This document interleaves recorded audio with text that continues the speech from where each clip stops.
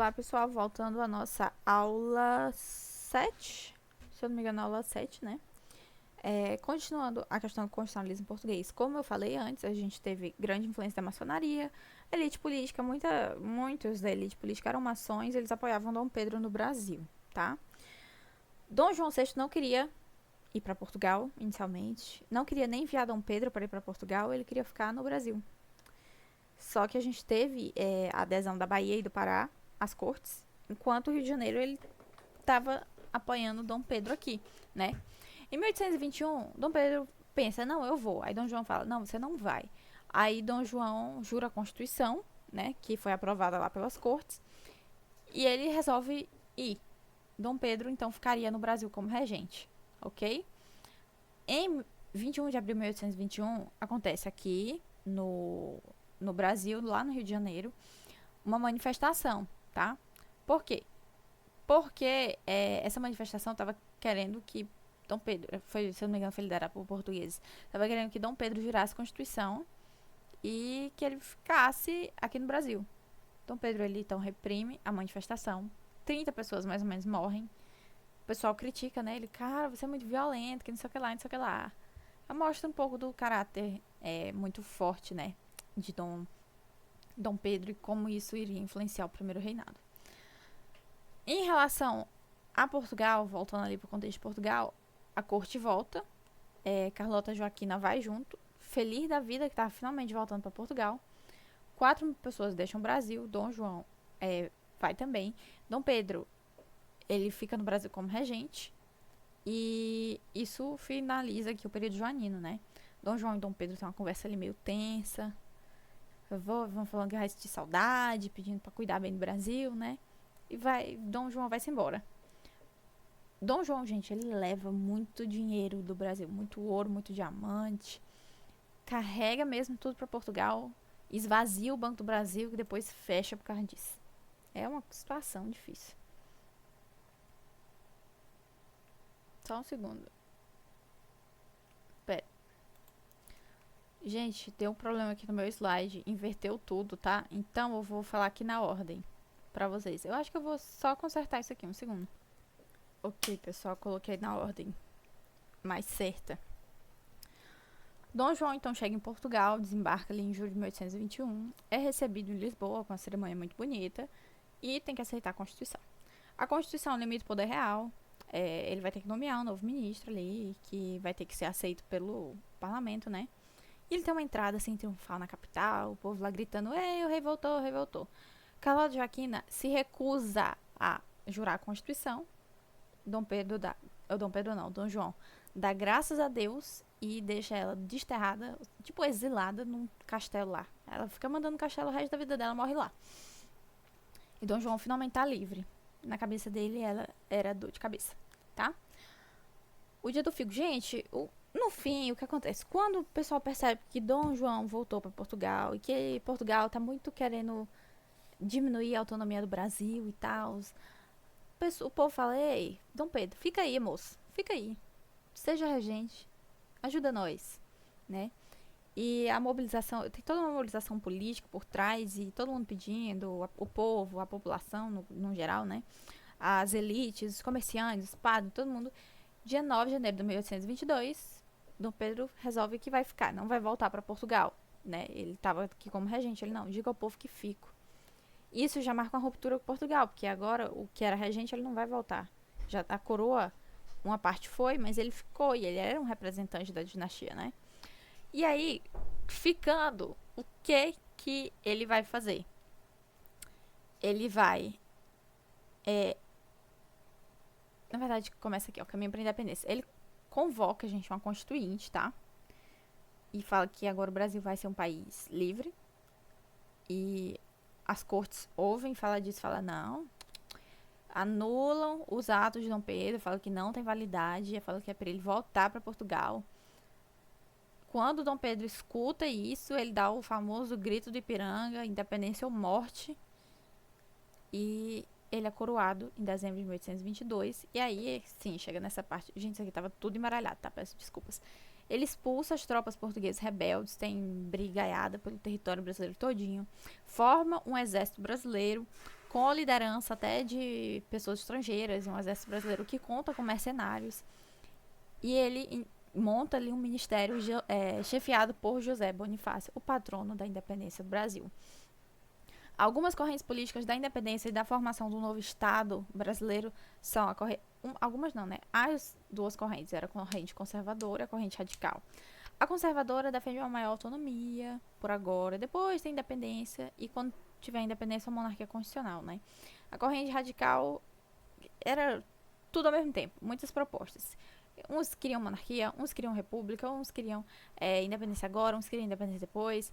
Mas assim, mudanças profundas deviam ser feitas. Era meio bagunçado. Normalmente as correntes radicais são meio bagunçadas, né? Aí, antes da independência, vamos entrar um pouquinho na participação do Brasil nas cortes, tá?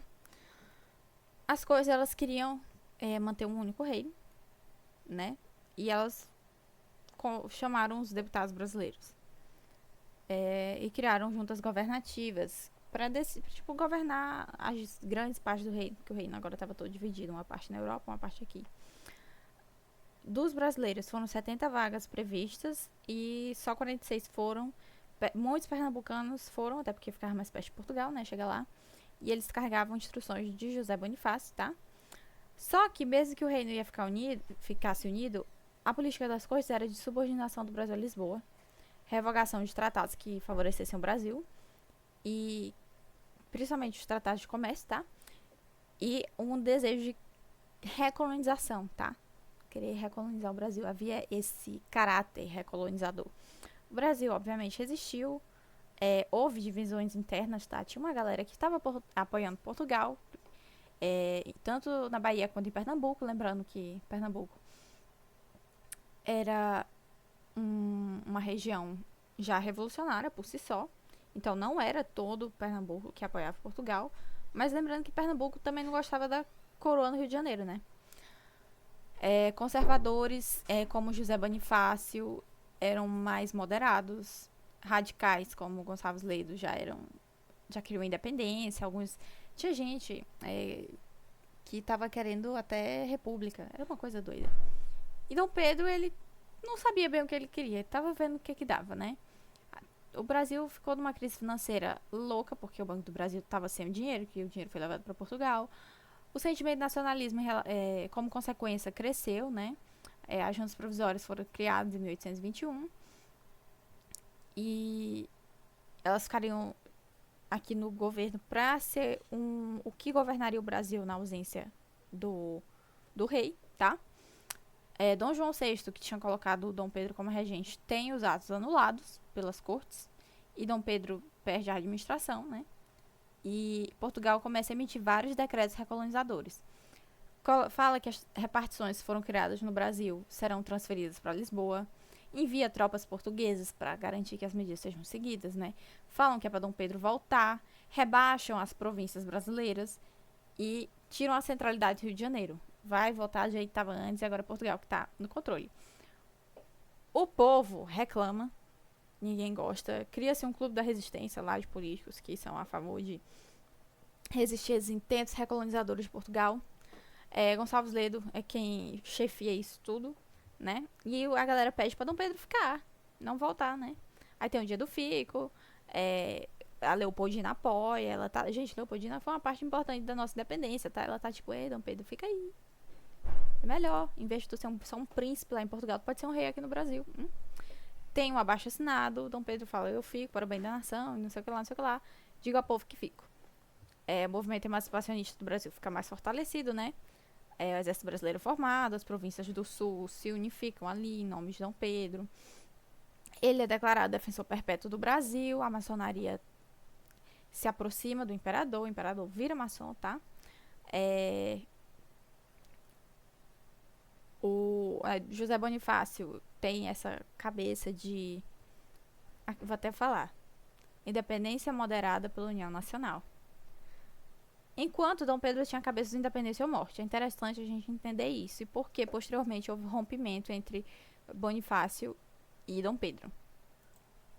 Mas há a convocação de uma Assembleia Constituinte, já em 1822, nem teve independência, mas já tem Assembleia convocada para ser eleita, tá? E ela seria liderada pelo José Bonifácio, que é moderado.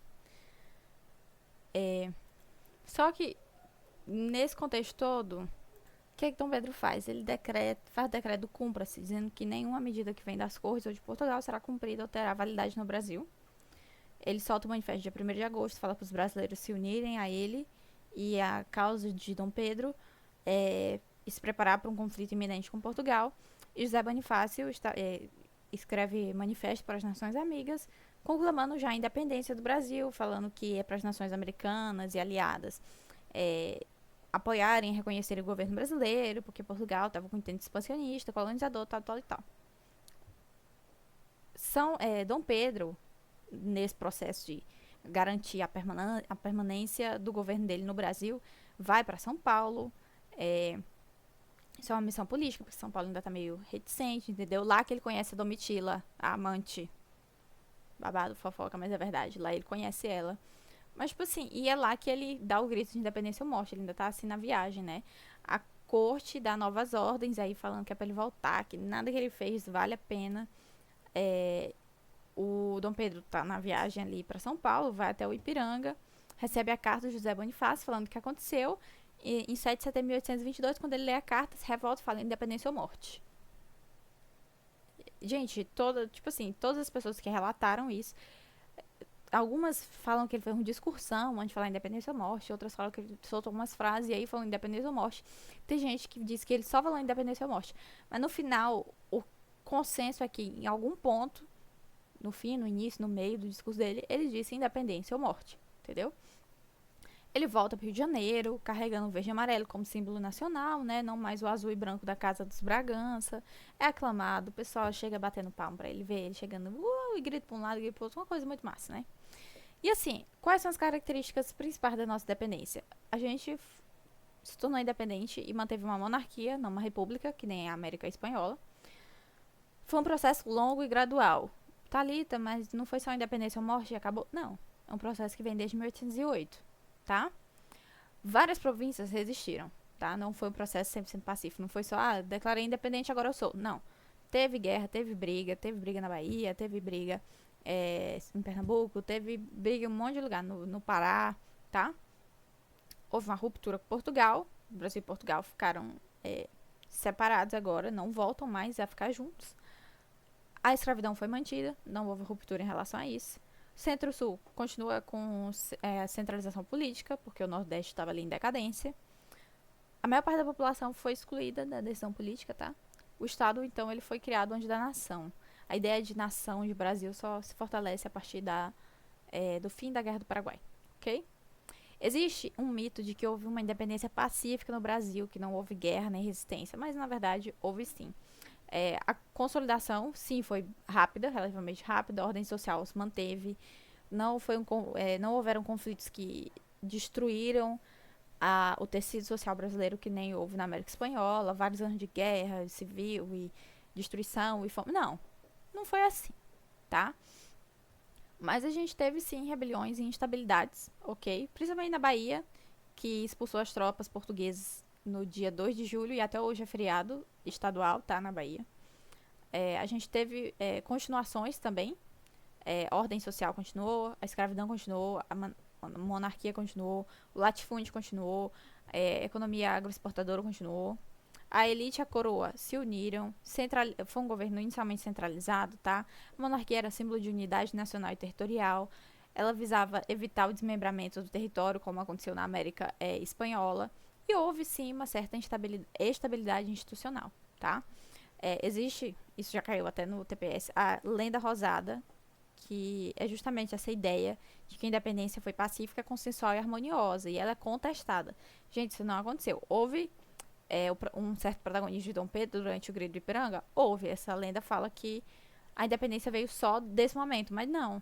Houve guerras e conflitos e demorou algum tempo para que a independência fosse definitivamente consolidada, ok? Mas, no fim, o que aconteceu? A Inglaterra reconheceu, logo depois de Portugal, né? Ela foi mediadora. Assim que Portugal reconheceu, em 1825, a Inglaterra reconheceu. O sistema monárquico permaneceu. Houve uma inserção brasileira no sistema econômico internacional. Agora, o Brasil estava podendo negociar finalmente por si só e não mais depender das escolhas de Portugal, né? É, o Estado Nacional passou a ser construído, mas principalmente a parte de Estado, não de nação.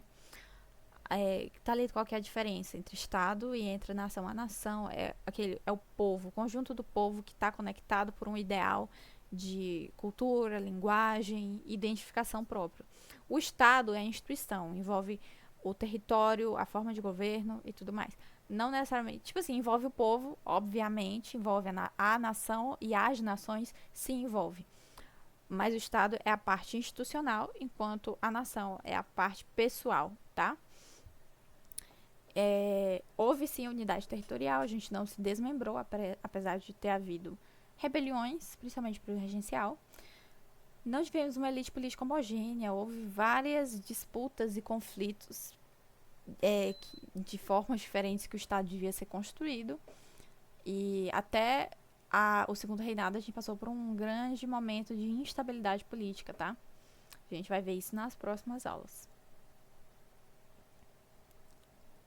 Enfim, estamos chegando no final, graças a Deus. Estamos com qual página? 52, 63, está acabando, finalmente. A influência das ideias liberais e sua repercussão no Brasil. Gente, ideia liberal, o liberalismo, ele influenciou todo o movimento de colonização, não, de independência na América Portuguesa e na América Espanhola, tá? Grandes pensadores do pensamento ilustrado foram Montesquieu, Voltaire, Diderot, Rousseau.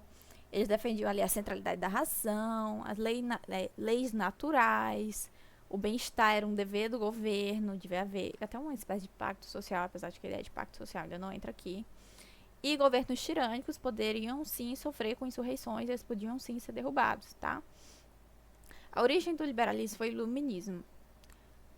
Thalita, como assim iluminismo? Qual a diferença? Liberalismo, iluminismo, etc e tal. A gente passou pelo período da Idade Média, que foi chamada de Idade das Trevas, né? Ali na Europa.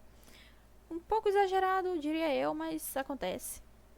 Tipo assim, não se compara o pensamento da Idade Média com o pensamento posterior, né? Mas assim, a gente viu que quando a gente estuda a história da Idade Média, não é tão preto no branco, né? Não era uma Idade das Trevas no sentido de que ninguém sabia de nada. Tipo assim, as pessoas não são burras, né? E universidades foram criadas durante a Idade Média, havia, sim, filosofias no plural, que nem sempre estavam ligados à religião, mas tudo bem, não vamos entrar nesse assunto. Mas o que mudou da Idade Média para a Idade Iluminista foi que houve uma preponderância da centralidade do homem no pensamento, e a busca pela razão, e a busca de justificativas para questões sociais, éticas e morais que não estivessem ancoradas na religião. Entendeu? Então, por isso foi chamado de iluminismo, porque foi um momento de iluminação, de pensamento, de incentivo a novas formas de se entender o mundo, tá? Nesse contexto, uma das vertentes que surgiu para essas novas formas de se pensar em sociedade, em cultura, em ética, moral, valores, foi o liberalismo, ok? Cujo objetivo central era a felicidade individual, o individualismo, tá? E o liberalismo criticava o antigo regime, criticava essa ideia de absolutismo, de servidão e falta de direitos políticos, estratificação social e tudo mais. E o liberalismo foi a base ideológica das revoluções liberais, tanto na Europa quanto nas Américas. Influenciou reformas e movimentos americanos, tá? Principalmente, gente, a partir da publicação de A Riqueza das Nações, de Adam Smith. Olha, assim, esse livro é a base do capitalismo hoje, né? E muita gente critica o capitalismo, motivos razoáveis, né, óbvios, mas a gente não pode ignorar a importância que esse livro teve na construção do Ocidente, tá? E também houve uma grande crítica ali ao sistema colonial. Isso tudo repercutiu, gente, no Brasil, tá? As ideias liberais chegaram aqui já no fim do século XVIII. O Brasil começou a ter uma consciência, eu diria nem consciência brasileira, tá? Eu diria consciência regional. Vários conflitos de interesse apareceram entre a colônia e a metrópole. As ideias da Revolução Francesa também tiveram grande força, principalmente as ideias do segundo período da Revolução Francesa, que foi o período democrático, a democracia radical, que foi a mais intensa, que onde teve aquele tanto de decapitação, gente, foi nesse período liderado ali pelo Robespierre, que tipo assim, ironicamente também terminou decapitado. Vai entender, né? Mas isso tudo chegou aqui no Brasil, influenciou os movimentos, as revoltas coloniais, Confidência Mineira, Conjuração Baiana, Revolução Pernambucana, revoltas regenciais também passaram por esse processo, revoltas do Primeiro Reinado, como a Confederação do Equador. Tudo isso porque eram noções muito novas na época. Hoje, a ideia de igualdade entre pessoas nos parece certa, sabe? Hoje a gente encara com naturalidade isso. Às vezes ela não acontece, sim, às vezes ela não acontece, mas a gente cresce com isso na cabeça. Não, as pessoas são iguais, todo mundo tem o mesmo direito, é pra ser assim, né? As injustiças, elas são, como a gente sabe, injustiças. Se uma pessoa tratar de forma diferente, isso é o quê? Uma injustiça. Naquela época, não. Naquela época, a ideia de igualdade era revolucionária, era nova. Então, assim, isso foi tudo um processo muito legal, né? Só que o liberalismo brasileiro, ele foi um pouco limitado, porque ele foi primeiro incorporado pelas elites, tá? Que limitaram e atrasaram as mudanças sociais, ok? Passando para a próxima. Vamos já para 5 questões de TPS. Gente, vocês estão ouvindo meu gato miando? Ele tá miando, só um segundo. Ok, vamos agora ler algumas questões de TPS com o Gabriel comentado, pra gente aprender, fixar o conteúdo, tá? Eu não vou ler esse texto inicial, ok? Mas vamos começar aqui por baixo. A transferência da sede do Estado português para o Brasil, em inícios do século XIX, está diretamente vinculada às circunstâncias históricas vividas pela Europa a partir da Revolução Francesa de 1789, mais especificamente em face do expansionismo napoleônico. Gente, essa questão está correta, ok? É exatamente isso. A transferência do Estado português para o Brasil foi uma resposta direta ao expansionismo de Napoleão Bonaparte e ao bloqueio continental, ok? E a coroa portuguesa, sob proteção da esquadra britânica, decidiu transladar todo o aparato administrativo para a colônia para preservar a soberania da Casa de Bragança. Então, a questão não é difícil, a gente falou disso na aula, tá? 4. A separação política entre Brasil e Portugal em 1822 não foi imediatamente aceita em todo o território nacional, pois os chefes de províncias resistiram com o apoio de tropas portuguesas no norte, no Mato Grosso e na Cisplatina. Galera, essa questão está anulada, tá? Inicialmente estava certa. Houve sim resistência no norte, porque eram províncias ligadas a Portugal, tá? Na Cisplatina também, porque estava sob controle. A Cisplatina tinha sido anexada, né? Mas a gente não tem ainda certeza do que aconteceu no Mato Grosso. Se realmente os chefes de província resistiram com o apoio das tropas portuguesas no Mato Grosso. Eles resistiram no Mato Grosso, mas não sabemos se foi com o apoio das tropas portuguesas. A historiografia ainda não está consolidada em relação a isso, ok? Próxima questão. Em Pernambuco, um arraigado e disseminado sentimento de repulsa e desconfiança com o governo do Rio de Janeiro inviabilizou a adesão dessa província ao projeto separatista liderado pelo príncipe do Brasil, Dom Pedro, em 1822. Galera, essa questão está errada, tá? Por quê? Porque sim, havia um sentimento de repulsa e desconfiança com o governo do Rio de Janeiro em Pernambuco, ok? Mas isso não inviabilizou a adesão da província ao projeto separatista, tá? Embora tenha havido certa resistência, a província sim enviou deputados às cortes de Portugal e foi integrada ao Império após os derrotas das forças contrárias à independência. Gente, tá aqui página, porque isso tá na apostila, ok? Tudo que eu falei aqui e muito mais tá na apostila. Às vezes eu não consigo nem colocar na aula o assunto da apostila porque é coisa pra um caramba, ok? 3. A criação do Reino Unido de Portugal, Brasil e Algarves em 1815 foi fundamental para a consolidação da posição de colônia frente aos negócios do Império Português. Isto ocasionou dúvidas em torno da permanência da família real na América entre os políticos portugueses, que viram na derrota definitiva de Napoleão Bonaparte e na formalização dos princípios absolutistas no Congresso de Viena, argumentos para que o retorno de Dom João a Lisboa ocorresse de modo imediato. Gente, essa questão está anulada. Não, está errada, perdão. Ela não foi anulada, é porque teve mudança de gabarito. Eu lembrava que tinha tido mudança. Inicialmente ela veio certa. Isso, toda essa parte, realmente aconteceu. O erro foi isso aqui, ó. Fundamental para a consolidação da posição de colônia. O Brasil não era mais colônia com a criação do Reino Unido de Portugal, Brasil e Algarves, entendeu? Então, isso mudou o gabarito. Pra vocês verem que às vezes a prova mesmo erra alguma besteirinha, tá? Eu acho que essa é a última questão. Tô achando que é. No Reino do Brasil, a adesão ao movimento vintista e às cortes portuguesas ocorreu de maneira multifacetada a partir da formação de juntas provisórias nas antigas capitanias. O processo foi desencadeado no Pará em janeiro de 1821 e a seguir na Bahia em fevereiro de 1821, antes mesmo da aprovação das bases da Constituição pelos deputados reunidos em Lisboa. Pessoal, essa questão está correta. Sim, o Brasil aderiu ao movimento vintista. Foi uma adesão fragmentada. A gente já criou junta provisória. O pessoal lá, a galera de Portugal ainda não tinha nem falado o que era para fazer e como que era para fazer. O Brasil já estava, algumas capitanias do Brasil já estavam apoiando o processo, tá? Como vocês podem ver aqui nas referências, gente, meu gato está vendo. Toda essa justificativa que eu coloco do gabarito comentado, ela, gente, está na apostila. Eu cito a página que ela tá pra gente poder olhar. Gente, essa foi nossa aula de independência. Foi dividida em 7 partes, se eu não me engano, um pouco mais curta, tá? As próximas aulas também vão ser um pouco mais curtas, porque primeiro reinado e período regencial são temas mais curtos. Mas eu já deixo boa sorte pra quem for assistir a aula de segundo reinado, porque o negócio é pancadão.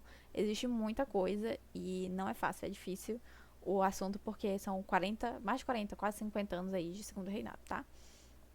Mas bora com tudo. As apostilas estão disponíveis no link da bio, tá? Elas estão saindo por R$10. Baratinho, muito bom pra se estudar. Elas são ótimas, tem gabarito comentado. Essas questões e esses gabaritos comentados eu tirei de lá.